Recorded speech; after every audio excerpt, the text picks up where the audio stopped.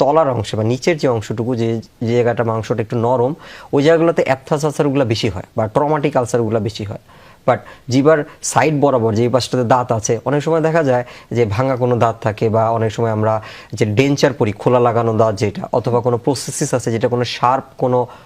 And আছে অংশ থাকে, তো ওই জায়গাটাতে বারবার ফ্রিকশন হওয়ার কারণে যেহেতু আমাদের টাঙে একটা মোবাইল অর্গান মানে বারবার নড়ে কথা বলার সময় এখন নড়তেছে, সো ওই কারণে বারবার ফ্রিকশন হয় এবং আলটিমেটলি একটা ট্রমাটিক আলসার আমরা পেয়ে থাকি টাঙের ল্যাটারাল বর্ডারে বা টাঙের আশেপাশ দিয়ে। এবং আমাদের জিবার মাঝখান বরাবর বেশ কিছু ঘা হতে পারে, যেমন মোস্ট কমনলি হচ্ছে ক্যান্ডিডিওসিস, আমরা ক্যান্ডিডা বা ফাঙ্গাল ইনফেকশন যেটাকে বলে থাকি। সেক্ষেত্রে এটা মোস্ট কমন যে জিবার ঘা বলতে আমরা সবার আগে ওইটাই চিন্তা করি তার ক্যান্ডিডিওসিস আছে কিনা অথবা তার কোনো রক্ত স্বল্পতার কারণে হচ্ছে কিনা। আমাদের দেশে মোস্ট কমনলি যেটা হয় যে রক্ত স্বল্পতার কারণে হয়, হ্যাঁ, সেটা আয়রন ডিফিসিয়েন্সি হতে পারে, ভিটামিন B12